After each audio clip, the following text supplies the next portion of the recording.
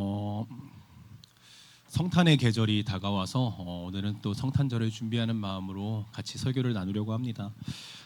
제가 그 며칠 전에 그 성탄 트리를 집에 설치했다라고 말씀을 드렸었어요. 설교 중에 아내가 설치를 했었는데요.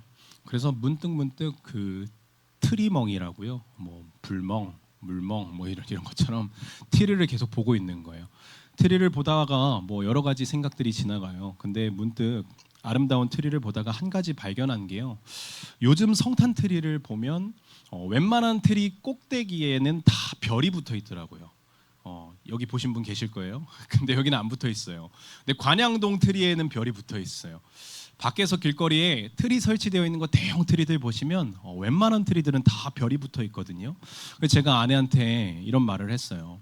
트리 꼭대기에 별 말고 십자가를 달면 어떨까? 이제 이렇게 얘기를 했어요. 제가 트리가 너무 좋으니까 막 트리에 의미 부여하고 막 그렇게 생각을 하는 거예요. 트리를 얼마나 좋아하냐면 아내가 오전에 점등을 해요. 그럼 트리가 반짝반짝 하루 종일 빛나요. 제가 이제 퇴근하면서 잠들기 전에 소등을 해요. 이 트리를 관리를 해주는 거죠. 켰다 껐다 관심을 주는 거예요. 그래서 막 그 산책할 때도 아파트 창가에 보통 트리를 설치를 하더라고요. 다른 집들도 트리를 설치한 집이 몇몇 보여요. 그럼 보면서 우리 집 트리가 좀 더 괜찮은 것 같네. 괜히 그러면서 자기 만족감도 들고요. 저쪽 트리보다 우리 트리가 더 키가 큰 것 같네. 뭐 이제 이런 생각을 해요. 관심이 있다는 거예요. 근데 그 기독교의 상징이 또 십자가 아니겠습니까? 그래서 십자가 하면 예수님이 떠오르니까 십자가를 달면 어떨까? 이제 이런 이야기를 아내한테 한 거죠. 근데 아내가 다른 이야기를 해요. 십자가를 다는 것은 제 생각이었을 뿐 아내가 하는 말은 이래요. 안 돼. 성탄 트리에는 꼭 별이 달려야 되고 그 성탄 트리에 달린 별은 동방 박사가 보고 따라가야 하는 별이기 때문에 절대로 내려서는 안 돼. 이제 이런 이야기를 하는 거예요. 동방 박사가 별을 보고 따라가야 된다.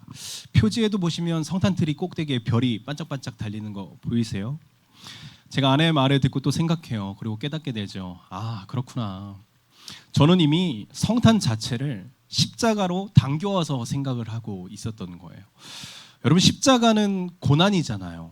십자가는 처절하잖아요. 그리고 십자가는 저와 여러분을 대속하기 위한 하나님의 대신하심이고 하나님의 대속하심인데 죄를 사하여 주시는 하나님의 의미 있는 고난인데, 근데 저는 성탄을 시작하면서부터 정확히 말하면 예수님이 태어난 날을 기념하면서부터 저는 예수님께 고난의 목걸이를 걸어드리려고 했었구나, 이제 이런 생각이 들더라고요.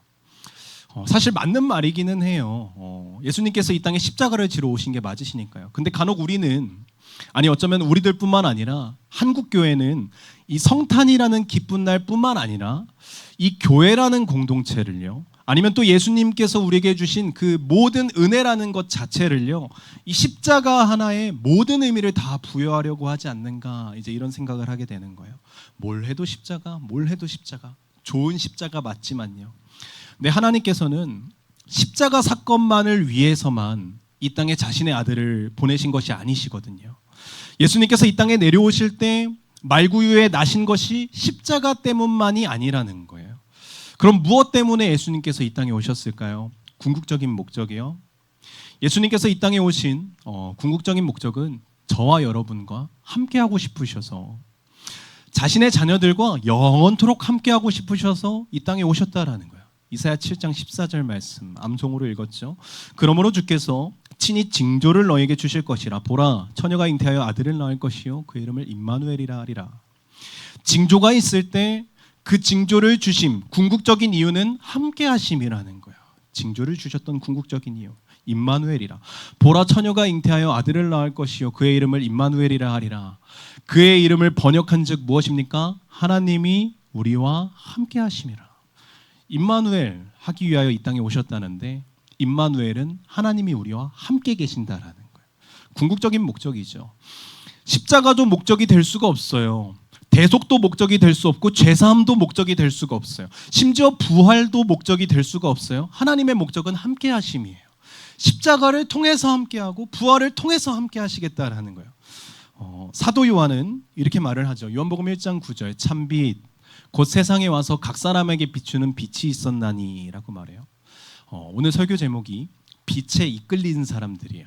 빛이 빛이 사람을 이끌어요. 빛에 이끌린 사람들. 성탄이 두 주 앞으로 다가왔습니다. 저는 오늘 이 시점에 우리가 무엇을 준비하자라고 말씀을 드리고 싶은 것은 아닙니다. 빛에 이끌린 사람들, 이미 비추고 있는 빛을 볼 수 있도록 빛에 이끌린 사람들이 많아지도록 미세한 각도 조정이랄까요? 얼굴의 방향을 틀어서 제대로 보자는 걸까요? 우리 같이 한번 눈을 크게 떠보시겠어요? 눈을 크게 얼마나 크게 뜨실 수 있으세요? 와, 정말 크게 뜨실 수 있으시네요. 그리고 저를 한번 바라봐 주시겠어요? 다 저를 바라봐 주시네요. 좋아요. 이 모습 이대로 지금 내가 보고 있는 시선에서 방향을 바꾸어서 주님을 보자는 거예요. 눈을 크게 떠서 주님을 바라보고 고개를 들어서 저를 보셨던 것처럼 고개를 들어서 주님을 보길 원한다는 거죠. 우연치 않게 제 마음에 돌이키게 만드는 문구를 하나 읽었습니다. 이런 문구거든요. 신앙생활에서 가장 위험한 순간은 언제인가? 아무것도 모를 때일까? 신앙에 대해서 아무것도 모를 때일까? 아니면 이미 다 안다고 생각할 때일까? 모를 때는 묻지만, 모를 때는 물어보지만 다 안다고 할 때는 걸으려고 하지 않아요. 다 안다고 할 때는 들으려고 하지 않아요. 정말 위험한 건 이미 다 안다고 익숙하다고 생각하는 그 마음이 정말 위험한 거예요. 십자가를 지신 이유도 알고 부활하신 이유도 알고 이 땅의 말구 위에 누이신 성탄의 이유도 우리와 함께하고자 하심인 것을 알지만 그것에 대해서 걸어가고 들으려 하고 반응하려고 하지 않는 모습이 진짜 위험하다는 거죠. 오늘 말씀을 듣고 계신 여러분들에게 분명히 오늘 거부할 수 없는 빛이 비춰질 것입니다. 안다고 하시는 분들에게도요, 모른다고 하시는 분들에게도요, 분명히 비춰질 거예요. 그리고 그 분명히 빛에 이끌려질 수 있도록 여러분들의 마음을 움직일 겁니다. 주님이 이끄세요. 하나님이 여러분들을 이끄세요. 주님과 함께하는 신앙생활, 성탄의 기쁨을 기대하며 주일을 보내시길 주님의 이름으로 축복합니다. 빛에 이끌린 사람들, 성경에 등장하는 두 부류의 인물을 소개해드리면서 오늘 말씀을 이어가려 합니다. 첫 번째 부류의 사람은 요셉과 마리아를 찾아갔던 목자들이고요. 두 번째 부류의 사람들은 아까 말씀드렸던 빛을 따라갔던 동방박사들입니다. 그럼 목자들에 대해서 먼저 보면요, 목자들은 성탄의 첫 장면에서부터 등장을 해요. 이 목자들의 신분은 어떨까요? 성경에서 이 목자들이 몇 명이나 되는지 등장인물이 몇 명인지 알 수는 없지만 이 시대의 목자들은 사회적으로 주목받는 사람들도 아니었고요, 종교적으로 중심에 있는 사람들도 아니었어요. 이 시대의 평범한 시민 정도라고 할까요? 저희가 하는 일에 직업군을 두고 화이트 칼라, 블루 칼라 이렇게 나눠서 세상에선 이야기하잖아요. 굳이 말한다면 목자들은 블루 칼라의 직업군에 속하는 사람들이었을 거예요. 몸을 쓰고 힘을 쓰고. 목자들, 사회를 구성할 때 없어서는 안 되겠지만 그렇다고 그렇게 중요한 사람들도 아닌 것 같은 사람들, 이런 사람들이 성탄의 첫 장면에 등장하는 거예요. 그 당시에 로마의 황제가 카이저라고 하는데 성경에서는 가이사라고 등장하죠. 가이사 아구스도라 그래요. 우리 역사 시간에 배울 때는 옥타비아누스라는 황제. 그 황제가 호패령을 내리는 거예요. 호적 정리죠. 호패 정리, 호적 정리. 많은 사람들이 그래서 고향을 찾게 됐습니다. 그렇기 때문에 다윗의 후손인 요셉도 전국에 내려진 호패령을 따라서 베들레헴을 찾게 되는 거예요. 마리아와 함께. 근데 베들레헴을 찾았는데 그때 마리아가 성령으로 잉태하게 되었다라는 거죠. 누가복음 2장 1절, 그때의 가이사 아구스도가 영을 내려 천하를 다 호적하라, 호패령이죠. 호적하라 하였으니 그 약혼한 마리아와 함께 호적하러 올라가니 마리아가 이미 잉태하였더라 라고 되어 있어요. 근데 10달이 왜 이렇게 빨리 지나가는지요. 성경에서는 이 10달이라는 시간을 공중띄어서 벌써 해산할 날이 되었다라고 해요. 근데 해산할 날이 되었는데 중요한 건 애를 놓일 방이 없어요. 사실 저는 옛날부터 궁금했거든요. 왜 방이 없을까? 왜 방이 없을까? 도대체 아이 누일 방 하나도 없나? 이렇게 위급한 상황이 있는데 요즘 같으면 사이렌이 울리면 홍해의 기적이라 그래서 다 차들이 비켜주는데 그때는 그런 문화적인 수준도 없었나? 숙박업이 성행하지 않았었나? 병원도 없었나? 저는 사실 궁금했어요. 왜 방이 없었을까? 그렇게 어수선하던 사이에 아이가 벌써 세상 밖에 울음을 냈대요. 첫 아들을 낳아 강보에 싸서 구유에 뉘었으니 이는 여관에 있을 곳이 없음이러라 라고 말씀에 기록되어 있어요. 여관에 있을 곳이 없음이러라. 그런데요, 여기 이 여관이라는 표현된 말이 사실은 객실을 말하거든요. 여관방, 우리가 생각하는 그런 숙박이 아니에요. 객실, 당시 표현으로는 손님방을 말해요. 손님방. 이 방은 유월절 같은 큰 절기나 가족 행사로 친지들이 모였을 때 집에서 내어줄 수 있는 손님방 정도, 그런 방을 얘기를 하는 거예요. 그러니까 집에 있는 방을 내어줘야 친척들이 쉴 수 있잖아요. 먼 타지에 나가서 일하고 있는 아들들이 유월절을 지키러 왔을 때 방을 내줘야 쉴 수 있잖아요. 그때 내어주는 방이 손님방이라는 거예요. 과거 우리나라로 따지면 사랑방 정도가 되겠죠. 아까 말씀드렸지만 가이사 아구스도 시절의 호패령 때문에 모든 사람들이 다 고향에 내려와 있었던 때예요. 동네가 사람으로 꽉 찬 거죠. 그래서 그 흔한 손님방 하나가 없었던 거예요. 여러분, 하나님의 서사는 완벽합니다. 하나님께서는 틀림이 없으세요. 다윗의 동네 베들레헴에 메시아가 탄생하게끔 하기 위하여, 지극히 높으신 분이 지극히 낮은 곳에 탄생하게끔 하기 위하여 하나님께서는 하나님의 아들 예수 그리스도의 나심을 완벽하게 조성하신 거예요. 메시아, 베들레헴에서 태어나야죠. 당연하죠. 예언대로 되어야 되기 때문이에요. 그리고 요셉과 마리아가 베들레헴으로 그래서 돌아오게 되는 거예요. 그리고 이 땅을 섬기러 오신 분이 안락한 손님방보다는 가축들의 여물통, 구유, 아주 적합한 모습으로 태어나 보이신 거예요. 하나님 참 묘하시죠. 그렇게 우렁찬 울음소리가 들렸을 쯤일까요? 가만 보니까 그 가축들의 여물통이 있는 그 축사 옆에, 그 들판 옆에 블루칼라, 사회적으로 중요하지 않은 존재일 수도 있는 그 사람들, 종교적으로 중심이 아닌 사람들, 목자들이 그 울음을 듣게 되는 거예요. 바로 그때 하나님의 타이밍, 목자들에게 하나님의 천사의 소리가 들려옵니다. 누가복음 2장 8절부터 보면요, 그 지역의 목자들이 밤에 밖에서 자기 양떼를 지킬 때 주의 사자가 곁에 서고 주의 영광이 그들을 두루 비추며 크게 무서워하는지라 천사가 이르되 무서워하지 말라, 보라 내가 온 백성에게 미칠 큰 기쁨의 좋은 소식을 너에게 전하노라. 우리 11절부터 한번 같이 읽어보실까요? 읽겠습니다. 시작. 오늘 다윗의 동네에 너희를 위하여 구주가 나셨으니 곧 그리스도 주시니라. 너희가 가서 강보에 쌓여 구유에 누워 있는 아기를 보리니 이것이 너희에게 표적이니라 하더니 호련히 수많은 천군이 그 천사들과 함께 하나님을 찬송하여 이르되 지극히 높은 곳에서는 하나님께 영광이요 땅에서는 하나님이 기뻐하신 사람들 중에 평화로다 하니라. 아멘. 여러분, 이 말씀이 무슨 말씀이십니까? 메시아가 왔다, 메시아가 태어났다, 큰 기쁨의 소식, 메시아가 태어났다라는 내용이에요. 메시아가 태어났다. 우리는 성경으로 읽었지만요, 목자들은요 삶의 전반에 메시아 사상이 깔려 있어요. 그런 사상이 내재되어 있어요. 메시아 사상은 언젠가 우리를 구원할 자가 태어난다라는 거예요. 언젠가 다윗의 나라가 회복될 건데 그 회복을 시킬 사람이 태어난다라는 거예요. 유대인들은 다 똑같았어요. 목자들 뿐이겠습니까? 이스라엘 사람들이라면 그러한 생각을 다 가지고 살아갔던 사람들이에요. 하나님께서 분명히 엘리야와 같은 자들을 다시 보내실 것이다. 메시아 사상. 언젠가 우리를 구원할 존재가 오신다는 거예요. 로마의 통치를 받고 있었던 시대였으니까요. 할아버지가 들려주시고 부모님이 들려주시고 동네 어르신이 들려주셔서 익히 알고 있었지만 목자의 삶이 바빠서 잊고 있다가 문득 생각났던 메시아가 오시는 날, 바로 오늘이 그날이래요. 목자들이 이 이야기를 듣고요, 평소와 같이 다를 것이 없는 날, 이 신기한 이야기를 듣고 목자들은 긴 설명이 아니었지만, 신학 강의도 아니었고 설교도 아니었고 확실한 증거가 있는 것도 아니었지만 그저 말씀 한 문장, 그리고 또 이 사실을 확인할 수 있는 한 가지, 어딘가에 가보라, 베들레헴에 가보라, 거기에 가보면 강보에 쌓여있는 아기가 있을 것이다 라는 말 한마디, 이걸 전부를 받고 목자들을 움직이기 시작해요. 그토록 어렸을 때부터 전설이라고만 생각하지 않았을까요? 신화라고만 생각하지 않았을까요? 왜냐하면 실제로 일어나지 않았으니까요. 다 같은 말을 하는데, 동네 어르신들도 같은 이야기를 해주는데 실제로 일어나지 않으니까 신화인가? 그런데 강보에 쌓여있는 아기를 보게 될 것이다 라는 이야기를 듣게 된 거예요. 목자들이요 서로 말하기 시작해요. 놀라운 장면은 여기서부터 시작되는 거거든요. 누가복음 2장 15절이에요. 천사들이 떠났어요. 하늘로 올라가니. 목자들이 서로 이야기하기 시작해요. 이제 베들레헴으로 가서 주께서 우리에게 알리신 바 이 이루어진 일을 한번 보러 가자라고 말을 합니다. 여러분, 이 사실이 왜 놀라운지 아십니까?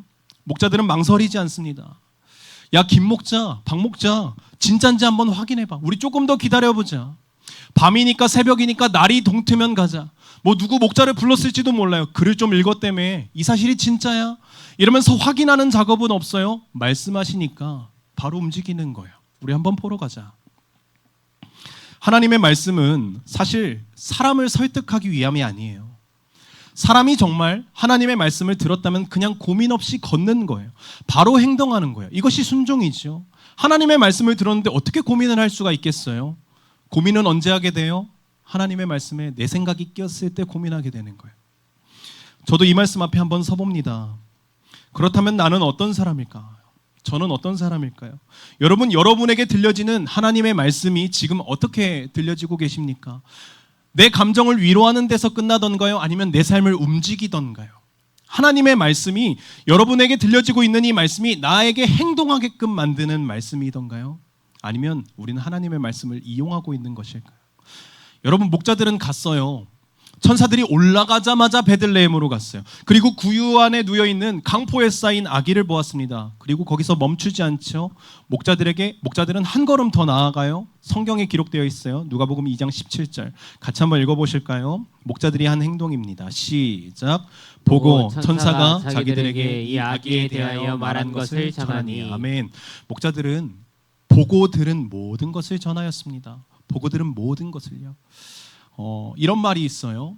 하나님을 향한 가장 큰 경배는, 하나님께 드릴 수 있는 가장 큰 경배는 증언하는 것이다 라는 말이 있어요. 증언하는 것이다. 우리 같이 한번 따라해 주시겠어요? 가장 큰 경배는 증언하는 것이다.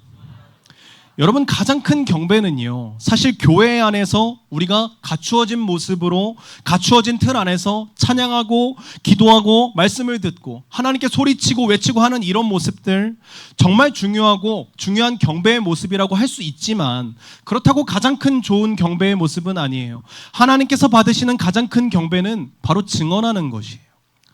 듣고 본 대로, 내가 받은 은혜 그대로 세상에 한 톨도 빠짐없이 증언하는 것. 하나님께서는 이 증언의 경배를 가장 크게 받으신다는 거예요. 우리는 그리스도인이라면 마땅히 예배당 안에서뿐만 아니라 교회에서뿐만 아니라 삶의 자리로 이어져야 된다라고 말을 합니다. 바로 이 말이에요. 증언하는 삶이 가장 큰 경배를 드리는 삶이라는 거예요. 쉬운 일입니까? 듣다 보면 쉬울 것 같아요. 뭐 본대로 말하면 되는 거 아니야? 들은 대로 말하면 되는 거 아니야? 받은 대로 전하면 되는 거 아니야? 들을 때는 쉬운 것 같아요. 그런데 세상에 발 한 발자국이라도 담궈도 금방 이 생각은 어렵다는 생각이 들어요. 옆에 있는 사람이 증언하고 경배하는 저와 여러분을 가만히 놔두겠습니까? 한 소리씩 하겠죠. 왜 그렇게 유난이야? 내 주변에 예수 믿는 사람 많은데 너만 유난이야, 너만 유난이야. 그런 이야기 했죠. 미련하다, 미련하다.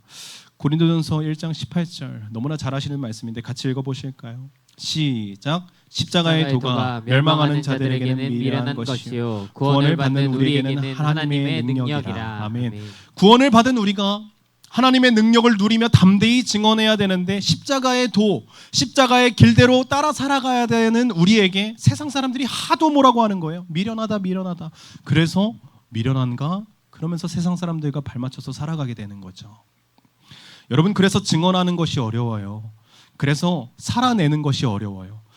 증언, 이 하나님을 향한 가장 큰 경배이고, 살아내는 것, 하나님을 향한 가장 큰 경배가 되는 것입니다. 목자들이 그런데 이 일을 하는 거예요. 고민도 없었고 침묵도 없었어요. 모든 것을 다 말합니다. 보고 들은 대로 모두 다 전하였다라고 해요. 그리고 하나님을 찬양하며 퇴장하죠. 목자들은 자기들에게 이르던 바와 같이 듣고 본 모든 것으로 인하여 하나님께 영광을 돌리고 찬송하며 돌아가니라. 이들은 우리와 같은 예배의 형식도 없었고 전통도 없었습니다. 추우나 더우나 늘 들에서 산에서 살아가는 사람들 뿐이었어요. 사회적으로 그렇게 중요한 인물도 아니었어요. 그렇게 유명한 사람도 아니었어요. 종교적이지도 않았죠. 그러나 하나님께서는 이들이 사회적으로 어떤 사람이었는가가 중요하지 않았습니다. 하나님께서는 그들이 경배하는 자들이 더 중요했다라고 말씀하십니다. 빛에 이끌린 사람들, 목자들이었습니다. 그 다음에 빛에 이끌린 사람들에 대해서 나누려 합니다. 그 다음은 동방박사를 보려 합니다. 성경 속에서 동방박사의 이야기는 성탄을 이야기할 때 빼놓을 수 없는 존재죠.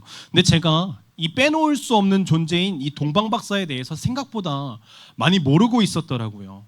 그래서 우리 동방박사에 대해서 좀 먼저 많이 알아봤으면 좋겠는데요. 동방박사는 진짜 우리가 알고 있는 그런 박사가 아니에요. 뭐 척척박사 이제 이런 박사가 아니에요. 동방박사는 그렇다고 신비한 여행자들도 아니고 이스라엘 사람들, 유대인들도 아니에요. 이방인들이거든요. 동방박사는 추정해 본다면 당시에 페르시아나 바벨론 등의 다른 나라에서 활동하는 지혜자, 학자 계층으로 보고 있습니다.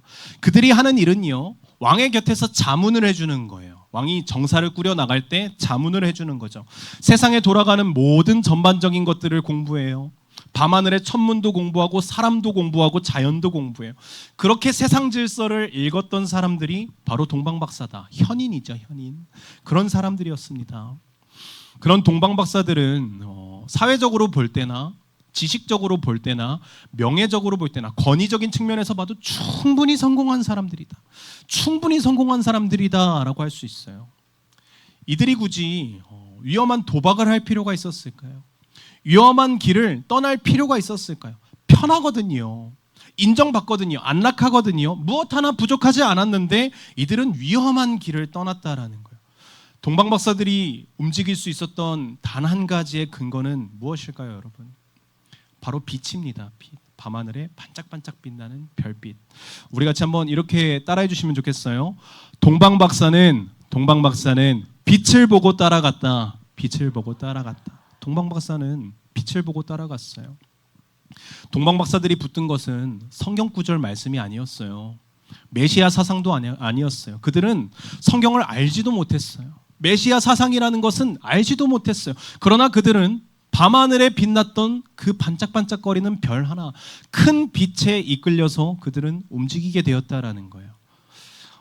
여러분 빛나는 것을 보면요, 이게 별이 아니더라도 뭐 반짝반짝 빛나요. 무엇이든지 뭐 사물일 수도 있고 그 사물을 바라보는 제 마음일 수도 있어요. 그렇다면 사람은 누구라도 설명을 듣고 싶어 하지 않아요. 가슴이 먼저 반응하게 되는 거예요. 반짝반짝거리는 거에 대해서는 가슴이 먼저 반응해요. 이런 비유가 어떨지 모르지만 저는 그 고깃집에 가서 고기 부위를 막 설명해 주시려고 하면 전 답답해요, 사실. 뭐 치맛살이고요, 뭐 안창살이고요. 꼭 이런 말씀하세요. 마지막에는 뭐 특수 부위인데 뭐 100g만 나오는 거다, 소 한 마리에.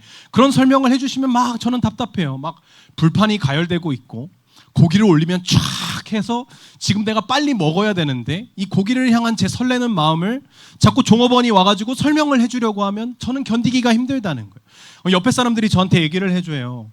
누구누구야, 뭐 목사님 설명을 듣고 먹어야 고기 맛도 좋고 그래야 품위도 있는 거다. 아니요, 저는 괜찮아요. 저는 설레는 마음을 달래는 게 먼저예요. 여러분, 설레는 것을 보면, 빛나는 것을 보면 가슴이 먼저 뛰게 되어 있는 거예요. 다 이해하지 못해도요, 여러분, 빛은요 분명히 어둠을 이기게 되어 있어요. 빛은 사람을 가만둘 수가 없는 거예요. 빛은 사람에게 비춰졌을 때 사람이 그것을 외면할 수가 없는 거예요. 동방박사들 역시요 회의하지 않았습니다. 여러분, 이게 맞을까? 조금 더 기다려볼까? 그런 말이 없어요. 그들은 별을 보고 기뻐했고 그 기쁨이 그들을 길 위로 올려놓았어요. 어딘지도 모르는 곳을 향해서 그저 별빛을 따라서 걸어가게 되는 거죠. 마태복음 2장 9절 10절 보면 박사들이 왕의 말을 듣고 갈새, 여기서부터 보면요, 동방에서 보던 그 별이 문득 앞서 인도하여 가다가 악이 있는 곳에 위에 머물러 서 있는지라. 동방박사들이 어떻게 했대요? 우리 마지막 노란 색깔 부분 같이 읽어보실까요? 시작. 그들이 별을 보고 매우 크게 기뻐하고 기뻐하더라. 아멘. 박사들이 몇 날 며칠을 걸어왔을까요? 먼 타국에서요. 성경에 기록되어 있진 않거든요. 얼마나 걸어왔는지요. 이 시대에 비행기가 있어요. 자동차가 있어요. 심지어 자전거가 있어요. 동방박사의 이미지를 찾으면 다 한결같이 낙타 타고 있어요. 가장 빨리 가봐야 낙타 타고 가는 거예요. 얼마나 빨리 갈 수가 있겠습니까? 느릿느릿한 낙타인데요. 몇 날 며칠을 걸어왔는지 몰라요. 쉬운 길이 아니었죠. 멀었고 위험했고 그 때문에 확신이 흔들렸던 순간도 있었을 거예요. 그런데 이들은 그냥 별빛을 쫓아서 걸어갔습니다. 성경도 모르는 사람이, 메시아 사상을 모르는 사람이, 실제로 동방 박사들이 헤롯 왕의 궁에 들어갔잖아요. 그리고 그곳에서 순수하게 물어봤어요. 이때가 별을 보고 가다가 길을 잠깐 잃은 때였거든요. 길을 잃었을 때 물어볼 데가 없으니까 헤롯 왕 때 예수께서 유대 베들레헴에서 나심에 동방으로부터 박사들이 예루살렘으로 이르렀다라는 거예요. 몇 날 며칠을 걸어왔겠죠. 유대인의 왕으로 나신 이가 어디 계시냐? 우리가 동방에서 그의 별을 보고 그에게 경배하러 왔노라 라고 말을 해요. 우여곡절이 있었다라는 거예요. 빛을 쫓아가는 데 있어서는요. 그러면 생각이 들겠죠. 내가 왜 떠나왔을까? 집으로 지금이라도 돌아갈까? 그럼에도 불구하고 돌아가지 않았던 동방 박사들. 결국에 이들은 구유에 누이신 예수 그리스도를 만나게 됩니다. 마태복음 2장 11절 말씀 같이 한번 읽어보시겠습니다. 시작. 집에 들어가 아기와 그의 어머니 마리아가 함께 있는 것을 보고 엎드려 아기께 경배하고 보배압을 열어 황금과 유향과 몰약을 예물로 드리니라. 아멘. 황금은 이 아이가 세상의 왕이라는 것을 의미해요. 그 다음 무엇을 드렸습니까? 유향은 향이잖아요. 향, 제사할 때 쓰는 향. 이 아이가 예배받기 합당하신 분이라는 것을 의미해요. 그 다음 무엇을 드렸어요? 모략을 드렸어요. 모략은 시신에 바르는 향품이에요. 부패하지 않도록. 이 아이가 십자가를 지고 죽을 것을 의미해요. 황금과 유향과 모략을 동방박사는 경배하며 드렸다라는 거예요. 여러분, 이 장면이 얼마나 놀랐습니까?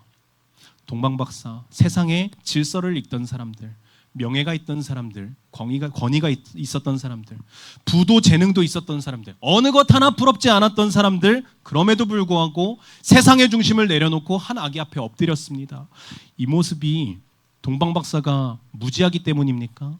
아닙니다. 무엇보다 가장 지혜롭기 때문입니다. 창조주 하나님 앞에 엎드리는 것보다 지혜로운 행동은 이 세상에서 찾을 수가 없습니다. 하나님을 경배하는 것 가장 지혜로운 행동입니다. 성경에서는 더 이상 별빛을 이야기하지 않습니다. 동방박사가 아기를 만나고 난 이후부터는 예수 그리스도에 대한 이야기만 등장하게 됩니다. 우리 이 말씀 앞에 다시 한번 서봅시다. 여러분, 나를 움직이게 한 말씀이 있으셔야 됩니다. 여러분들을 움직이게 하는 말씀이 있으셔야 돼요. 하나님의 말씀이 능력이 없으셔서 나를 못 움직이십니까? 아닙니다. 하나님의 말씀은 능력이 있는 줄 믿습니다. 하나님의 말씀은 능력이 있으세요. 나를 움직이게 하는 말씀이 있어야 돼요. 고개만 끄덕이게 하는 말씀 말고요. 아, 신선한 말씀이네. 이 정도 공감대를 형성하는 말씀 말고요. 내 자리를 당장 박차고 일어날 수 있는 그런 하나님의 말씀. 내가 주인이 되어 있을 때 주인된 자리에서 단번에 내려올 수 있는 그런 하나님의 말씀, 겸손하게 되고 은혜를 사모하게 되고 감사하게 되고 그분 앞에 조아리게끔 되는, 경배하게끔 되는 그러한 말씀이 우리 안에 살아있어야 됩니다. 하나님의 말씀이 여러분 그렇게 들려지셔야 됩니다. 성경을 몰라도 들으실 수 있어요. 신앙을 몰라도 들으실 수 있어요. 동방박사들이 아무것도 모르고 아무것도 이해하지 못해도 그분을 경배했기 때문입니다. 이해에서 출발하는 게 아니라 하나님의 역사하심에서 출발하게 되는 것이죠. 밝게 빛나는 빛에 이끌린 사람들 동방박사, 여러분의 마음에 빛이 환하게 비춰지는 것 같지 않으십니까? 그렇게 비춰지셔야 됩니다. 빛에 이끌린 사람들 두 부류에 대해서 보았습니다. 성탄절에 대한 기대감이 이제 좀 생기는 것 같으세요? 두 주를 앞두고요. 아, 이런 사람들이 있었구나. 그런 마음이 생기셨으면 좋겠는데요. 이렇게 예수님의 성탄을 기다리며 이야기를 마치려고 하였지만 그러던 중에 성탄의 이야기에 등장하는 또 다른 한 부류의 사람들이 제 눈안에 띄더라고요. 아마 그냥 성경을 읽어 내려갔더라면 발견하지 못했겠지만 이들의 모습이 제 모습과 비슷하였기에 혹은 유사하였기 때문에 발견하게 된 것 같습니다. 혹시 여러분들의 모습은 아니신지 한번 공감하시면서 한번 들어봐 주십시오. 아까 동방박사가 별을 따러 가던 길에 길을 물으러 헤롯궁에 갔단 말이에요. 그때 헤롯이 혼비백산하면서 대제사장과 막 백성들의 서기관들을 불러 모아요. 동방박사가 지금 저렇게 물어본다. 아기에게 경배해야 된다고 한다. 어디 있는지 물어본다. 유대인의 왕이 어디 있습니까? 경배하러 왔습니다. 근데 도대체 그 왕이 누구냐? 도대체 누구를 말하는 거냐? 대제사장, 서기관들을 불러서 헤롯 왕이 물어보는 거예요. 소동이 일어났어요. 마태복음 2장 4절, 왕이 모든 대제사장과 백성의 서기관들을 모아 그리스도가 어디서 나겠느냐 물으니, 이 말씀에 헤롯 왕이 물어보는 대상이 누구인지 잘 보세요. 누군가에게 물어보는가? 계속 말씀드렸지만 대제사장과 서기관들에게 물어봤다라는 거예요. 이들이 대답합니다. 유대 베들레헴입니다. 선지자에게 이렇게 기록되어 있었습니다. 유대 땅 베들레헴아, 너는 유대 고을 중에서 가장 작지 아니하도다. 내게서 한 다스리는 자가 나와서 내 백성 이스라엘의 목자가 될 것이다 라고 정답을 얘기하는 사람들이 대제사장과 서기관들이라는 거예요. 헤롯 왕이시여, 베들레헴에서 이스라엘을 다스릴 자가 태어난다 합니다. 헤롯 왕이시여, 이 사실이 선지자들의 기록에 기록되어 있었습니다. 실제로 기록되어 있었거든요. 미가서에 보면 똑같은 말이 있어요. 베들레헴 에브라다야 하면서 태어나실 것이라고 기록이 되어 있었어요. 저는 여기서 브레이크가 걸립니다. 왜 목사님 브레이크가 걸릴까요? 이런 질문에 마음이 있으시면 좋아요. 저는 브레이크가 걸렸어요. 대제사장이 알고 있는 게 문제입니까? 서기관이 알고 있는 게 문제입니까? 이들은 당연히 알고 있어야죠. 예배와 가깝고 하나님과 가깝고 율법과 가깝고 구약 성경과 예언에 통달했기 때문에 이들은 당연히 알고 있어야죠. 목사님 왜 브레이크가 걸리십니까? 바로 이 부분이에요, 여러분. 그렇다면 왜 이들은 베들레헴에 가지 않았을까요? 대제사장과 서기관들이요, 다 알고 있으면서 왜 예수님을 경배하러 떠나지 않았을까요? 먼 이방의 지혜자 동방박사도, 들에서 산에서 블루칼라 목자들도, 심지어 종교적인 권위도 없는 사람임에도 불구하고 앞다투어서 예수님을 경배하기에 앞서는데 왜 하나님을 섬기고 예배를 주관하고 율법을 가르치고 하나님의 계명을 지키는 이 사람들은 유대인의 왕이 나실 것을 알면서도, 메시아가 베들레헴에 태어날 것을 아시면서도 불구하고 왜 경배하러 가지 않았을까요? 정확히 알고 있었잖아요. 성경 어디에도 이들이 베들레헴으로 갔다라는 기록은 한 군데도 없습니다. 모든 것을 다 알고 있으면서도 이들에게는 결코 성탄의 현장에 없었다라는 겁니다. 오히려 성탄의 영광은, 성탄의 기쁨은, 성탄의 의미는 성탄을 기념하러 모인 사람들은 오히려 못 배운 목자들이었고요, 오히려 성경 한 글자도 모르는 동방박사들이었다는 겁니다. 어쩌면 오늘날 교회도 이 모습을 반복하고 있는지 모릅니다.